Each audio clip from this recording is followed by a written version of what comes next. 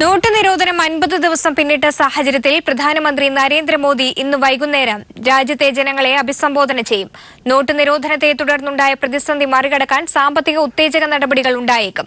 അതേസമയം എടിഎമ്മുകളിൽ നിന്ന് ഒരു ദിവസം പിൻവലിക്കാവുന്ന തുക 4500 രൂപയാക്കി ഉയർത്തി. ജനുവരി 1 മുതൽ പ്രാബല്യത്തിലാകും. എന്നാൽ ആഴ്ചയിൽ പിൻവലിക്കാവുന്ന തുകയായ 24,000 രൂപയിൽ മാറ്റമില്ല. വിവരങ്ങളുമായി ഇപ്പോൾ സന്തോഷ് സർലിംഗ് ദില്ലിയിൽ നിന്നും ചേരുന്നു. സന്തോഷ്, എന്തൊക്കെയാണ് വിവരങ്ങൾ?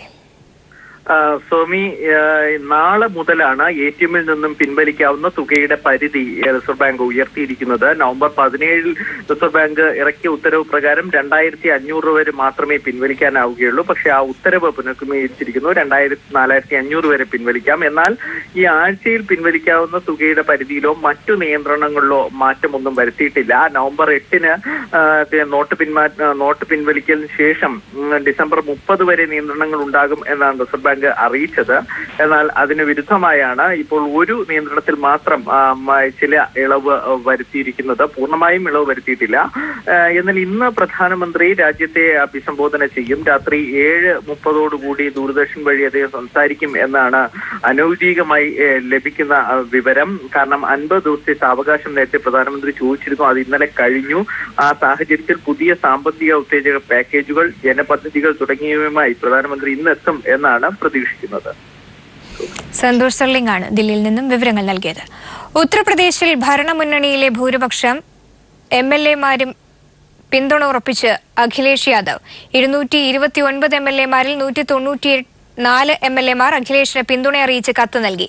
നിയമസഭയിൽ കേവല ഭൂരിപക്ഷമുണ്ടെന്ന് അഖിലേഷ് യാദവ് അവകാശപ്പെട്ടു. നിയമസഭാ തെരഞ്ഞെടുപ്പിൽ ഭരണം നിലനിർത്തുമെന്നും വിജയം അച്ഛന് സമ്മാനിക്കുമെന്നും അഖിലേഷ് പറഞ്ഞു. അഖിലേഷ് മുലായം സിംഗുമായി കൂടിക്കാഴ്ച നടത്തി. അതിനിടെ ലക്നൌവിൽ എസ്പി അനുകൂലികൾ ചേരിതിരിഞ്ഞ് ഏറ്റുമുട്ടി. നോട്ടുകൾ വിദേശത്ത് അച്ചടിക്കാൻ നൽകിയത് വഴി വൻ അഴിമതിയാണ് കേന്ദ്ര സർക്കാർ ലക്ഷ്യമിടുന്നതെന്ന് ഉമ്മൻചാണ്ടി. പാർലമെന്റ് സമിതിയുടെ എതിർപ്പ് മറികടന്നാണ് കേന്ദ്ര നീക്കം. ആഭ്യന്തര മന്ത്രാലയം കരിമ്പട്ടികയിൽപ്പെടുത്തിയ DLRU എന്ന കമ്പനിക്കാണ് അച്ചടി കരാർ നൽകിയത്. ഈ കമ്പനിയും മോദിയും തമ്മിലുള്ള ബന്ധം വ്യക്തമാക്കണമെന്നും ഉമ്മൻചാണ്ടി ആവശ്യപ്പെട്ടു. എന്ന ബ്രിട്ടീഷ് കമ്പനിയെ കരിമ്പട്ടികയിൽ ഉൾപ്പെടുത്തി, ബ്ലാക്ക് ലിസ്റ്റിൽ പെടുത്തി. കേന്ദ്ര ആഭ്യന്തര വകുപ്പ് കരിമ്പട്ടികയിൽ ഉൾപ്പെടുത്തിയ DLRU കമ്പനിയുമായി ഗവൺമെന്റ് ഓഫ് ഇന്ത്യ ഏറ്റവും അടുത്ത ബന്ധം സ്ഥാപിച്ച് അവരുമായി സഹകരിച്ച് പ്രവർത്തിച്ച സാഹചര്യം ഇന്ത്യയിലെ ജനങ്ങളോട് വിശദീകരിക്കണം. KSRTCയിൽ ജനുവരിയിലും ശമ്പളവും പെൻഷനും വൈകുമെന്ന് ഗതാഗത മന്ത്രി AK ശശീന്ദ്രൻ. കഴിഞ്ഞ UDF സർക്കാരാണ് KSRTCയെ തകർത്തതെന്നും ശശീന്ദ്രൻ പറഞ്ഞു.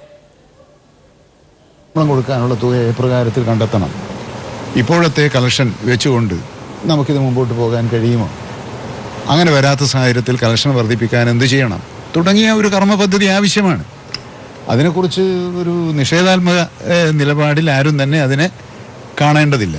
കാരണം ഞാൻ രാവിലെയും കൂടെ ഈ കാര്യം അദ്ദേഹത്തോട് സംസാരിച്ചിട്ടുള്ളതാണ്. അതുകൊണ്ട് KSRTCയെ സർക്കാർ കൈയൊഴിയും എന്ന ഒരു തെറ്റായ സന്ദേശം ഒരു കാരണവശാലും കൊടുക്കേണ്ടതില്ല. അണ്ണാ-DMK പാർട്ടിയുടെ ജനറൽ സെക്രട്ടറി സ്ഥാനം ശശികല ഏറ്റെടുത്തു. റോയൽപേട്ടയിൽ പാർട്ടി ആസ്ഥാനത്തെ MGRന്റെ സ്മാരകത്തിൽ പുഷ്പാഞ്ജലി അർപ്പിച്ച ശേഷമാണ് ശശികല എത്തിയത്. തുടർന്ന് ജയലളിതയുടെ ഫോട്ടോയിലും ശശികല പുഷ്പാർച്ചന നടത്തി. ആയിരക്കണക്കിന് പ്രവർത്തകർ ചടങ്ങിന് സാക്ഷിയാവാൻ റോയൽപേട്ടയിലെത്തിയിരുന്നു. 100 വർഷം പാർട്ടി തമിഴ്നാട് ഭരിക്കുമെന്ന് സ്ഥാനം ഏറ്റെടുത്ത ശേഷം ശശികല പറഞ്ഞു. അമ്മയ്ക്ക് പാർട്ടിയായിരുന്നു വലുത്, തനിക്ക് അമ്മയും. പാർട്ടിയെ വൻ ശക്തിയായി വളർത്തും. ഏകപക്ഷീയമായി തന്നെ തെരഞ്ഞെടുത്തതിൽ പാർട്ടി പ്രവർത്തകരോട് നന്ദിയും ശശികല അറിയിച്ചു. തിരികെ വാർത്തയിലേക്ക്.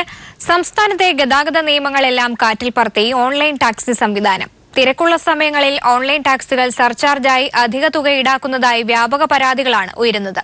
കൂലി വാങ്ങുന്നത് സംബന്ധിച്ച് സംസ്ഥാനത്ത് നിലവിലുള്ള നിയന്ത്രണങ്ങളും നിയമങ്ങളും ഓൺലൈൻ ടാക്സികൾക്ക് ബാധകമല്ല. ഓൺലൈൻ ടാക്സികളെ സംസ്ഥാനത്തെ ഗതാഗത നിയമപരിധിക്കുള്ളിൽ കൊണ്ടുവരണമെന്നാവശ്യപ്പെട്ട് കോടതിയെ സമീപിക്കാൻ ഒരുങ്ങുകയാണ് ഉപഭോക്താക്കൾ.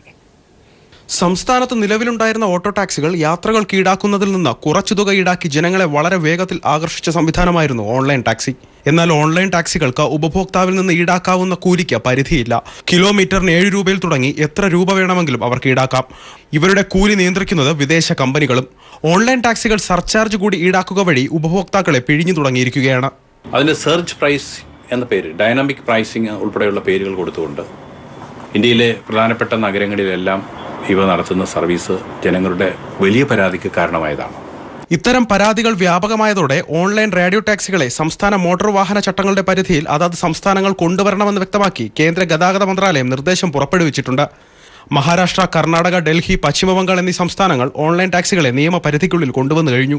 ഉപഭോക്താവിൽ നിന്ന് ഈടാക്കാവുന്ന തുകയ്ക്ക് നിയന്ത്രണവും കൊണ്ടുവന്നു. ആപ്പ് അധിഷ്ഠിത ടാക്സി സേവനത്തെ സംബന്ധിച്ച് കേരളത്തിൽ നിലവിലുള്ള ഗതാഗത നിയമങ്ങളിലും ചട്ടങ്ങളിലും യാതൊന്നും പ്രതിപാദിച്ചിട്ടില്ലെന്നും ഓൺലൈൻ ടാക്സികൾക്കോ റേഡിയോ ടാക്സികൾക്കോ കേരളത്തിൽ എവിടെയും പ്രവർത്തനാനുമതി നൽകിയിട്ടില്ലെന്നും വ്യക്തമാക്കി ട്രാൻസ്പോർട്ട് കമ്മീഷണറേറ്റിൽ നിന്ന് ലഭിച്ച വിവരാവകാശ മറുപടിയാണിത്. പൂർണ്ണമായി നിയമവിധേയമല്ലാതെ പ്രവർത്തിക്കുന്ന ഓൺലൈൻ ടാക്സി സംവിധാനത്തെ നിയമപരിധിക്കുള്ളിൽ കൊണ്ടുവരാൻ അടിയന്തരമായ സർക്കാർ ഇടപെടലാണ് വേണ്ടത്. News bureau, Kochi.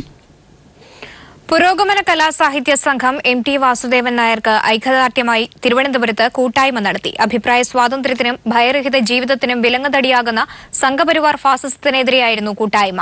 സെക്രട്ടേറിയറ്റ് പരിസരത്ത് നടന്ന ഐക്യദാർഢ്യ കൂട്ടായ്മ കവി പ്രഭാവർമ്മ ഉദ്ഘാടനം ചെയ്തു. നിരവധി സാംസ്കാരിക പ്രവർത്തകരും കൂട്ടായ്മയിൽ പങ്കെടുത്തു.